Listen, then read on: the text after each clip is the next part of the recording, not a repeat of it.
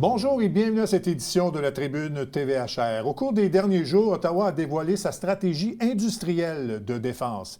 Évidemment, Saint-Jean-sur-Richelieu veut sa part du gâteau et c'est le cas de ma prochaine invitée, Mme Christine Normandin, qui est députée fédérale de Saint-Jean. Mme Normandin, bonjour. Bonjour, merci de me recevoir. Bien, ça me fait toujours plaisir. D'abord, qu'est-ce que ça veut dire, ça, pour vous, que Saint-Jean reçoive sa juste part en défense? Bien, en fait, on a déjà annoncé nos couleurs, le Bloc québécois, quand la stratégie industrielle est sortie. On disait le Québec, de façon générale, ne reçoit pas autant de contrats qu'il devrait recevoir. Le Québec est à peu près à 18-19 avec pourtant des fleurons comme l'aérospatiale qui justifieraient qu'on investisse davantage. Mais ce qui s'applique au Québec s'applique encore plus à Saint-Jean parce qu'on le sait, à Saint-Jean, il y a une grappe industrielle qui gravite autour du domaine de la défense qui est exceptionnelle. On a des entreprises qui fabriquent de beaux produits, qui sont bien intégrés, qui sont visionnaires. Donc, on veut que Saint-Jean ait une part importante des contrats qui vont émaner de la défense dans un contexte où le gouvernement s'engage à augmenter les dépenses. Bon, c'est un dossier qu'on a parlé beaucoup sur le plateau, mais là, il y a une stratégie, donc officielle, déposée par le gouvernement fédéral. Qu'est-ce que ça contient et qu'est-ce que vous souhaitez dans les faits concrètement pour Saint-Jean-sur-Richelieu? En fait, la stratégie, on la reçoit d'un bon œil. Par contre, il y a peut-être encore des écueils ou des questions auxquelles la stratégie ne répond pas. Donc, nous, ce qu'on considère, c'est que ça envoie un bon signal. C'est dit, parfait, le gouvernement veut dépenser davantage et dépenser de façon locale, avoir une meilleure communication avec l'industrie pour que les besoins de l'armée soient bien connus, compris et qu'on puisse développer des produits en conséquence plutôt que d'avoir constamment l'armée qui va acheter à l'étranger parce que d'autres pays ont une meilleure communication avec leur industrie et ont bien développé les produits. Donc, ce qu'on comprend, c'est que la stratégie vise à mieux intégrer l'industrie et la défense. C'est le comment qui est encore plus ou moins clair. C'est là que vous avez des réserves? Exactement. Quand on posait la question à des fonctionnaires, ils étaient incapables de nous dire, par exemple, de quelle façon on allait mieux faire connaître aux PME les besoins. On nous disait, ils ont juste à se greffer à des grandes entreprises où il y aura peut-être éventuellement des agents qui vont servir d'intermédiaires. Mais ça aurait pu être décidé avant de lancer la stratégie. Et l'autre chose, c'est que la stratégie arrive alors que la politique de défense, elle, n'a pas été mise à jour depuis avril 2024. Ça va faire 2 ans. La dernière politique de défense du Canada prévoyait même pas l'atteinte du 2 Donc, si on n'établit pas c'est quoi les besoins de l'armée, c'est difficile d'y répondre. On a peut-être un peu mis la charrue avant les bœufs avec cette stratégie-là. Ça reste quand même un signal positif qui est envoyé. On le prend avec plaisir, mais on va peut-être surveiller la façon dont ça va s'attacher davantage. Bien, en fait, ce que ça va permettre, là, on va parler pour la région ici, c'est que ça va permettre d'aller de l'avant avec certains dossiers parce que là, on sait qu'Ottawa veut investir. De quelle façon, on ne le sait pas encore, mais il y a une volonté. Donc ça va peut-être permettre là, à un organisme comme NextDev, par exemple, de développer davantage les dossiers et d'aller plus de l'avant. Exactement. Puis c'est là où je me permets de penser que j'aurais peut-être un rôle à jouer aussi à mieux faire connaître certains fleurons de la région, faire connaître les projets de NextDev comme le CC, le Centre de recherche, l'unité mixte de recherche.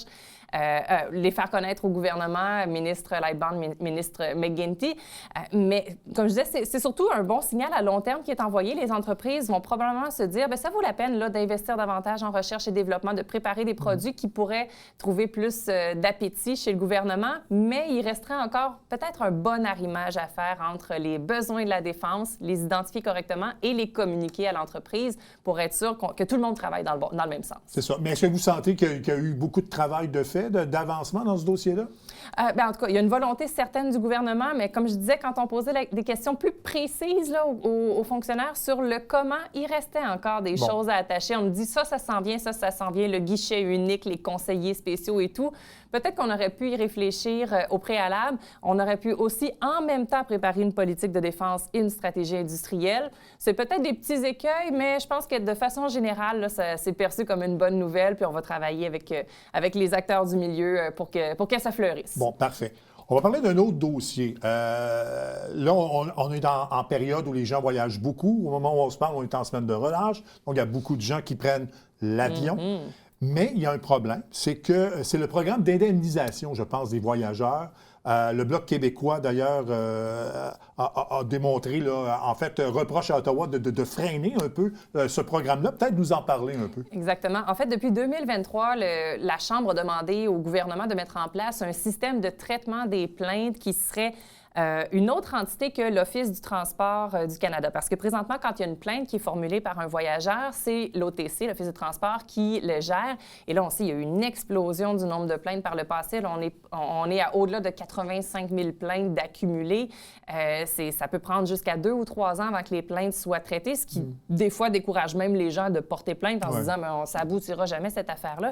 Et il y avait une demande qui a été formulée à la Chambre, puis c'était une promesse aussi des libéraux de mettre sur pied un organisme parallèle qui serait financé par les compagnies aériennes. Et ce serait au prorata du nombre de plaintes qu'elles reçoivent. Une espèce de système pollueur-payeur. Okay. Plus une entreprise aérienne recevrait de plaintes, plus elle serait obligée de financer l'organisme pour les traiter. Et ça devient aussi un incitatif à offrir un meilleur service parce qu'on veut que ça nous coûte moins cher pour la mise sur pied de cet organisme-là qui pourrait traiter plus rapidement les demandes. Donc, c'est une demande qu'on a faite, mais qui est systématiquement freinée. Plusieurs ministres qui se sont butés. On sait qu'il y a eu à peu près 150 rencontres entre les lobbies des compagnies aériennes et le gouvernement. On se doute qu'ils ont volontairement peut-être mis un petit peu de sable dans l'engrenage pour que ça traîne. Mais c'est une demande qu'on continue à marteler. Mon collègue Xavier Barsalou-Duval qui fait un bon travail sur les chauffeurs à rabais, vous l'avez vu, mais sur ça aussi, là, il est de tous les dossiers, Xavier.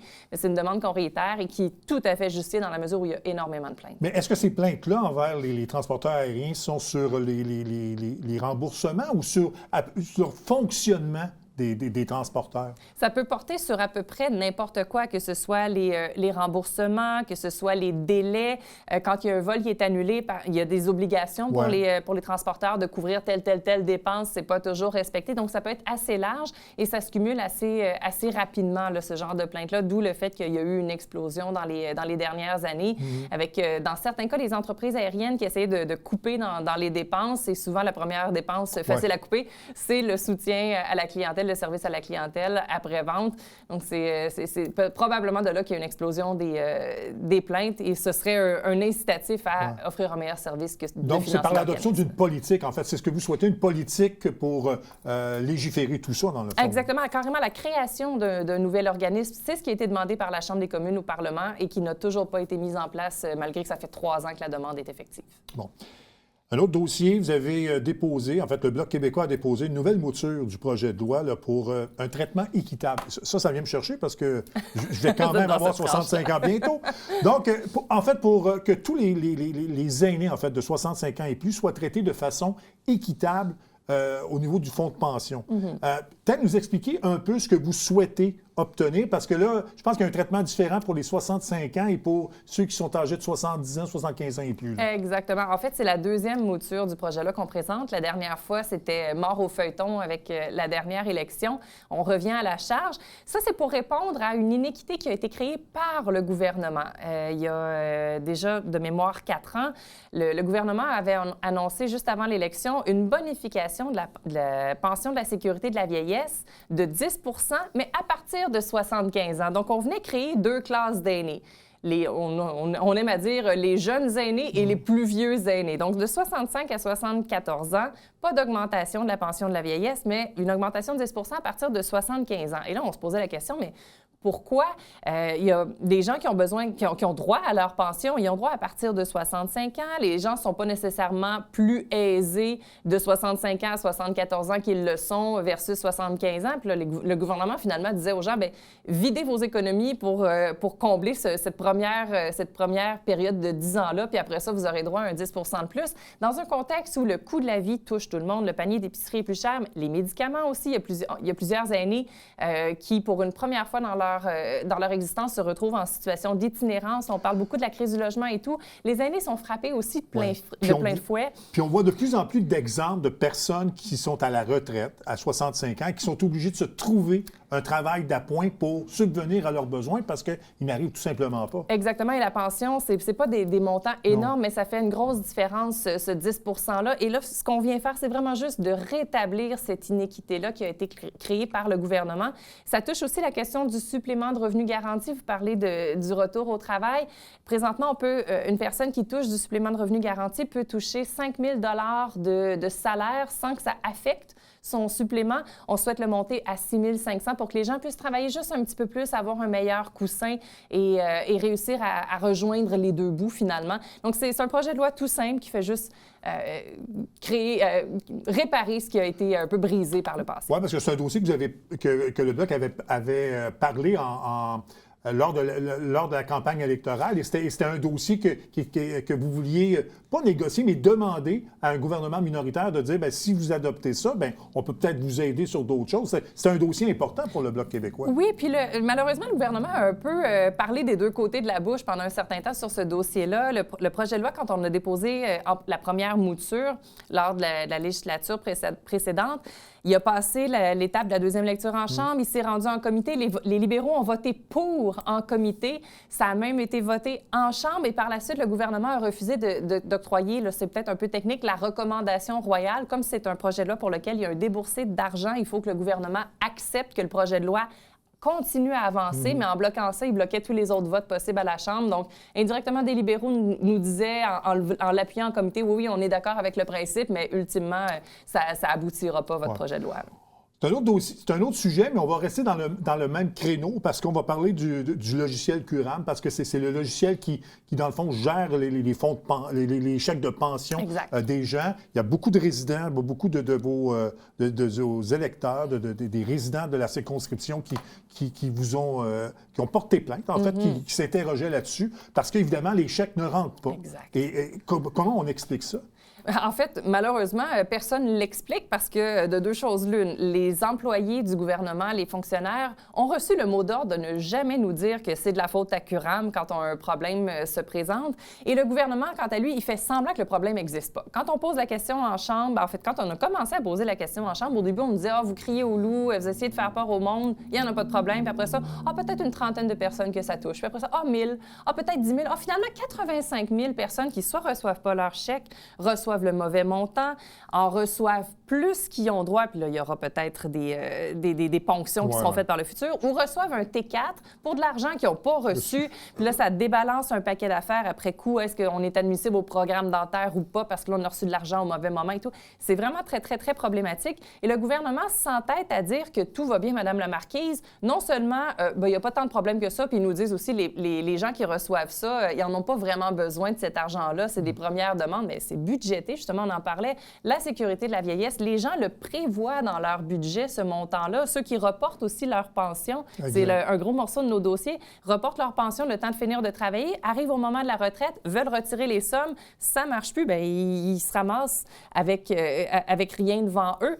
Donc ça, c'est l'aspect très humain du dossier, mais il y a aussi l'aspect monétaire. Le programme devait coûter à la base 1,75 milliard. On est rendu à 6,6 milliards. C'est 10 fois ça clique, là. Et le gouvernement s'entête à nous dire non, il n'y a pas de dépassement de coût. C'est juste que ça coûte plus cher au final que ce qu'on avait planifié au départ. Bien, c'est quoi ça si c'est pas un dépassement de coût? Donc, c'est vraiment problématique. Et le gouvernement ne veut pas faire la lumière là-dessus. On demande une commission d'enquête publique. Et on sent une fin de non-recevoir du côté du gouvernement. Et très rapidement, il y a beaucoup de gens qui vous ont appelé à votre bureau pour se plaindre. Hein? De plus en plus. On est passé de peut-être un dossier sur la pension de vieillesse aux 2 semaines, et là, on a jusqu'à à peu près 15 aux 2 semaines des gens qui nous appellent.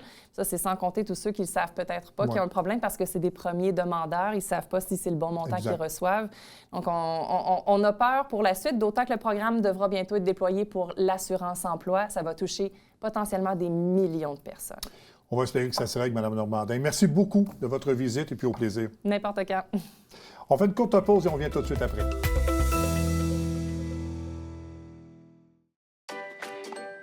Je m'appelle Trixie et j'ai 6 ans. Je porte des prothèses pour pratiquer toutes mes activités préférées. Je peux faire de la trottinette. Je m'entraîne avec mon papa. Et j'adore faire de la corde à sauter. Votre générosité permet aux hôpitaux de guerre de me donner les prothèses dont j'ai besoin. Merci! À tous les mois, écoutez Dans l'œil de Miss Ray et rencontrez des artistes et des organismes qui contribuent à la diversité culturelle de notre belle région.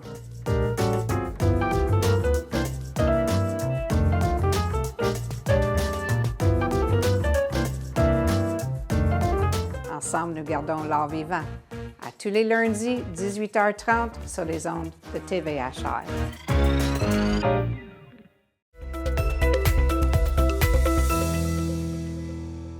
Depuis septembre dernier, la santé publique de la Montérégie a un nouveau directeur et je tenais à l'inviter parce que vous allez voir, son parcours est assez particulier et très intéressant.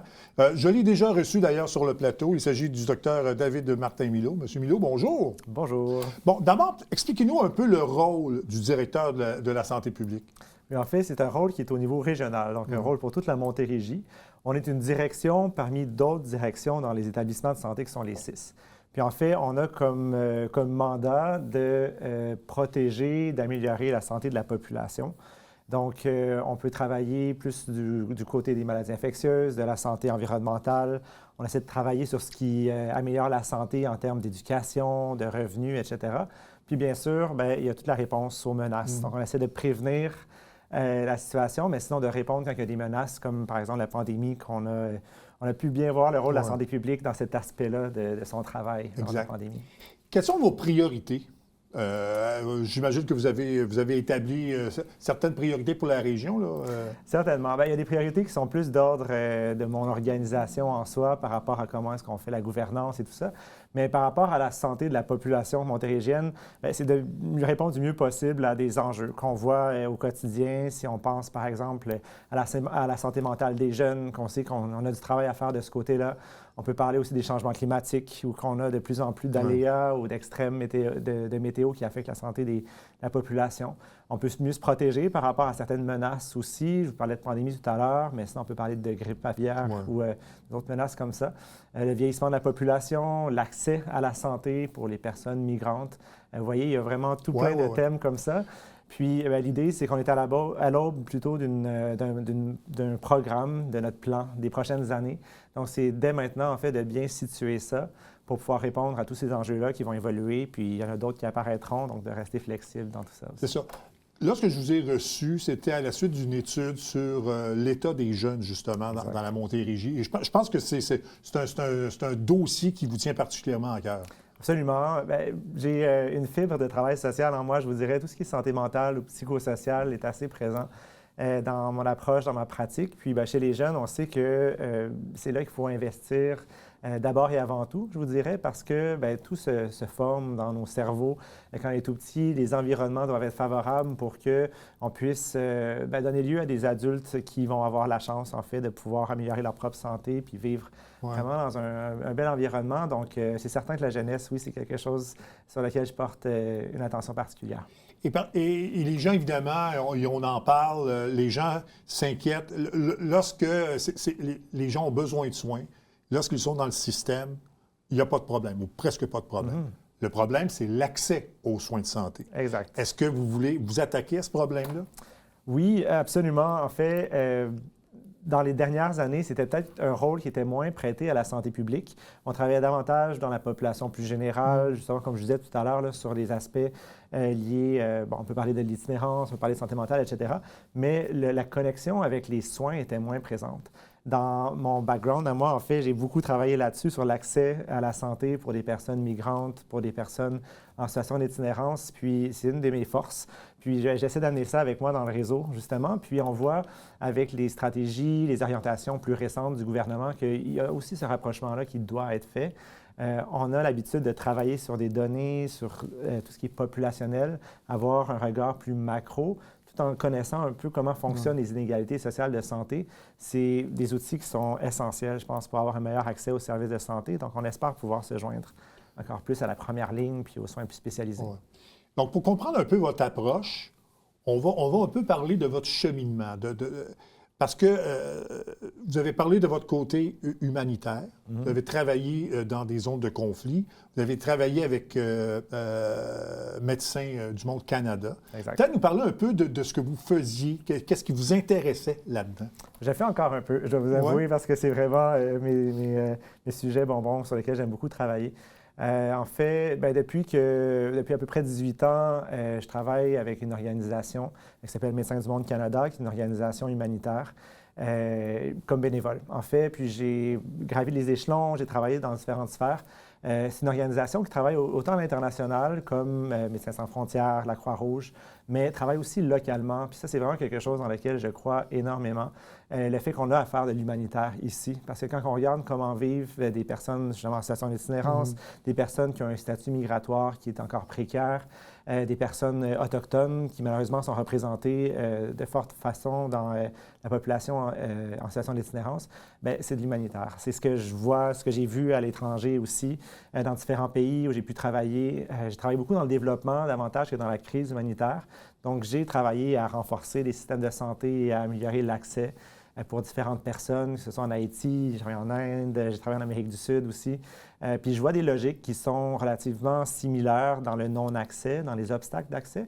Puis on peut s'inspirer, en fait, de plein de choses qui se font ailleurs. J'ai vu dans certains pays des systèmes de santé mentale, par exemple, qui étaient des années en avant d'une autre, pour lesquels il y a certains apprentissages, je crois, qui pourraient nous servir ici. Donc, c'est de déconstruire un peu le Canadien qui va aider ailleurs, mais vraiment plutôt de se positionner dans une posture d'égal à égal pour essayer d'apprendre les uns les autres en différentes nations, finalement. Donc, c'est de l'expérience que vous pouvez amener à votre travail pour améliorer un peu ici l'accès et les soins en Montérégie. Oui, en fait, quand j'ai appliqué au poste, j'ai dit j'ai pas une expérience de gouvernance dans le réseau de la santé publique très longue. J'ai été un praticien de la santé publique surtout. Mais j'ai toute une expérience de gouvernance dans un réseau humanitaire. Puis, je l'ai été justement pour Médecins du Monde Canada, donc au niveau national, mais aussi j'ai été coordonnateur dans le réseau international des Médecins du Monde. Donc, j'ai pu voir justement d'autres pratiques de gouvernance différentes, puis essayer de les amener ici.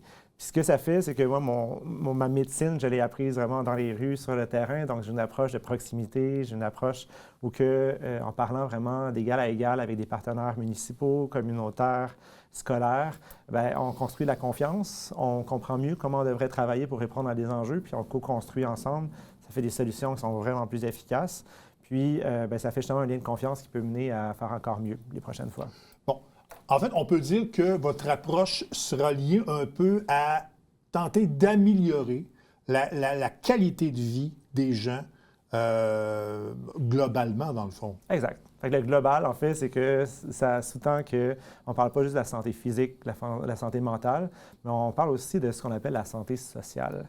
Donc, le fait de travailler aussi, par exemple, sur la cohésion sociale.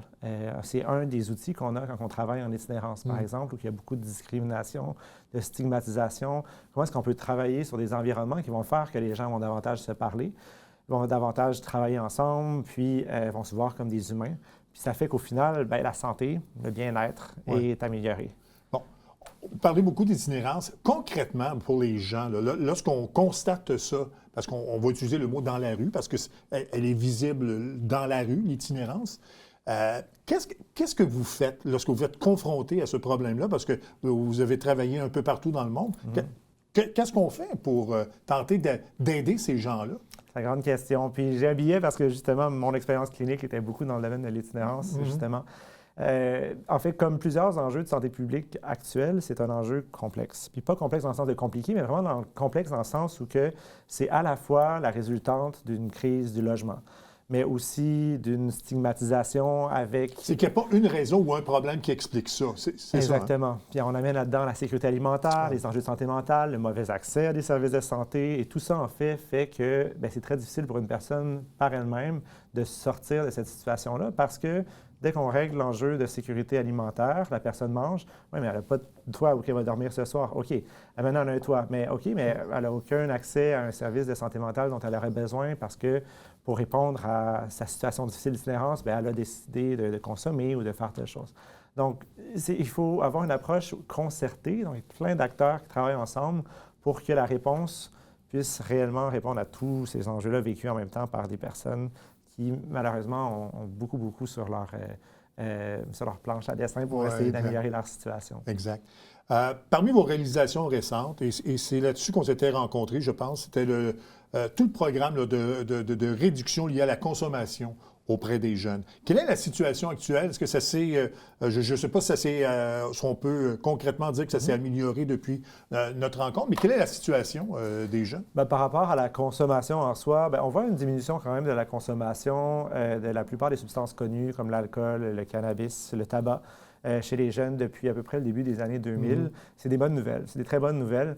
Ce qui nous inquiète davantage, c'est le lien avec le vapotage. Est-ce que les personnes qui consomment moins ces substances-là vont davantage aller dans le vapotage? Puis, on est dans un contexte actuel où que la publicité se fait dans les médias sociaux, se fait dans le quotidien des gens, sur leur appareil, sur leur téléphone, qui trimballent un peu partout. Donc, c'est des approches qui vont être différentes. Ce qui a fonctionné avec le tabac, c'est des grandes politiques, environnement sans fumée, etc., l'interdiction, qui a fait qu'on a diminué le taux de consommation, mais ce n'est pas nécessairement des approches qui vont fonctionner pour d'autres substances, d'autres consommations. Puis ça, c'est seulement les substances, mais après, on peut parler aussi du jeu, des hasards d'argent, et plein d'autres choses, qui fait qu'on a des dynamiques de consommation un peu différentes qu'on observe aujourd'hui. Donc, ça va mieux depuis les années 2000, mais il y a quand même des situations pour lesquelles on a besoin de porter une attention particulière. Bon. Lorsqu'on entre en poste, on établit une liste de priorités, tout ça, là, mais en une minute, peut-être, cibler peut-être ce que vous souhaiteriez faire là, dans les prochains jours, prochains mois. En fait, mon grand défi, c'est ce qu'on appelle dans notre jargon les inégalités sociales de santé, c'est-à-dire que dans deux groupes différents qui vont se distinguer, par exemple, par le revenu, mais avoir un état de santé qui est complètement différent. Donc, les personnes, par exemple, qui vont être encore des fumeurs aujourd'hui, mais on en voit davantage des personnes plus défavorisées. Les personnes qui vont avoir une condition X, on va les voir davantage dans un groupe ou dans l'autre.